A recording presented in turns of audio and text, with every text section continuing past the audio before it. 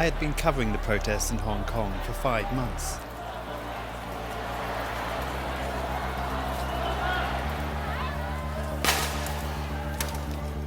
I'd watched the violence escalate in slow increments week by week.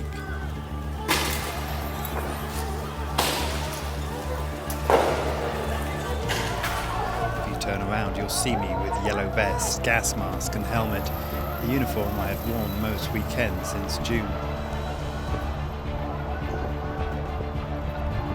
But nothing I had seen to this point would compare to the conflict at PolyU.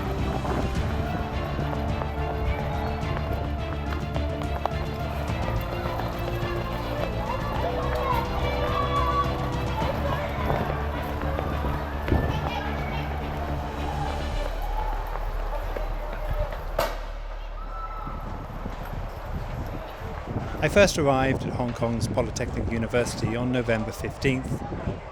Sieges at universities across Hong Kong had started after the shooting of a protester. Students had blocked a key highway adjacent to the campus and turned the university into a fortress. But to this point, the police had stayed clear. The following evening, the police took up positions around the campus and radical protesters readied for a fight.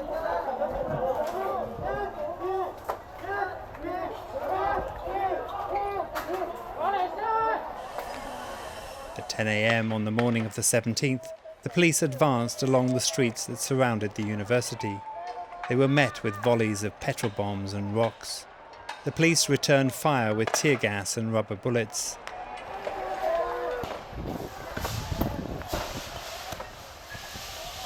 And so began a battle that was to last into the night.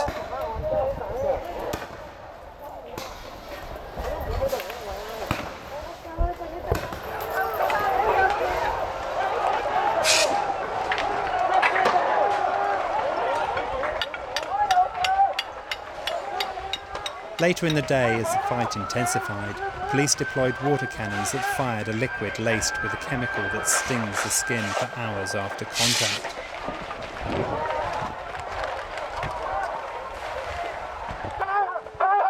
I know this as I was hit several times.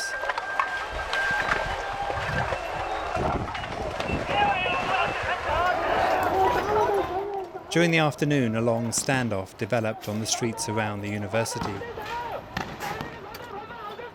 Petrol bombs and rocks were carried from inside to the barricades, while the injured were ferried back. Archers fired at police positions from behind the campus defences, hitting 2 policemen with arrows.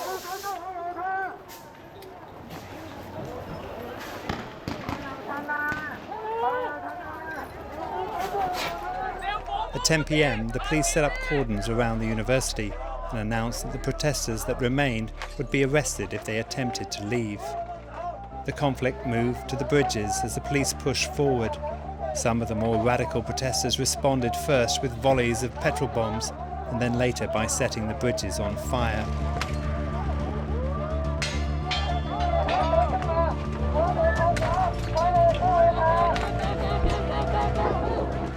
An armoured car tried to breach the barricade but was set on fire with a barrage of gas and petrol bombs.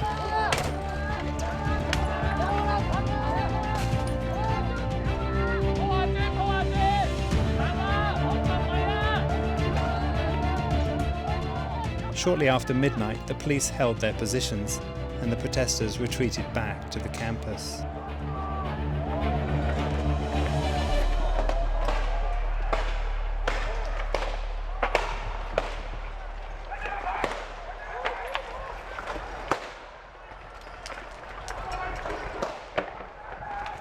The next morning, I left the university and moved to the junction of South Chatham and Granville Roads.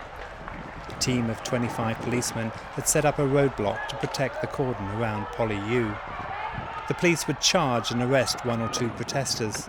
They dismantled the barricades and then returned to the junction. Minutes later, the protesters returned and set the barricades back up.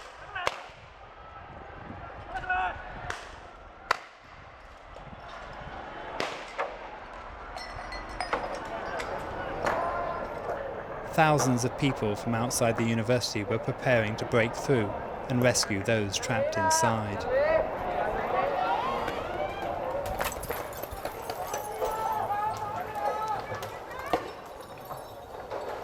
As the afternoon progressed, so more protesters arrived and the fighting became more intense.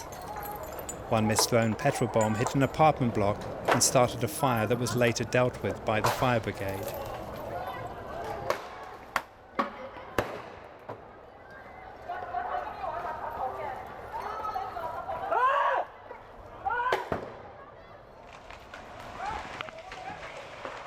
The police team called for backup and were reinforced with a water cannon and armoured vehicle that joined the charges and retreats back to the junction.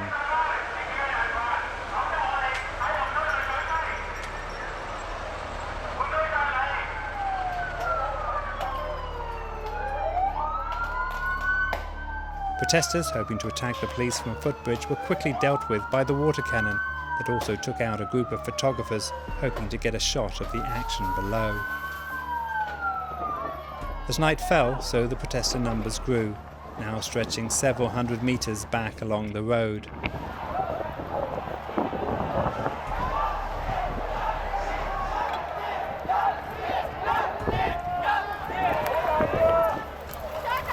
A human chain formed to pass supplies to the front lines.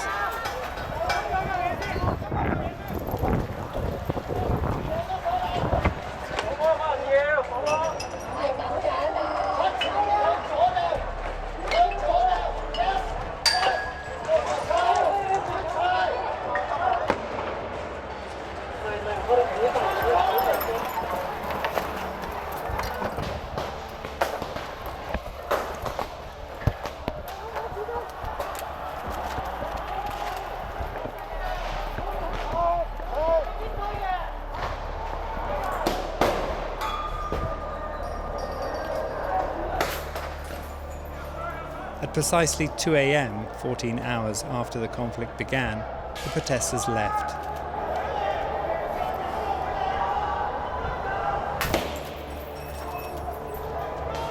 They had failed to break the cordon and reach PolyU.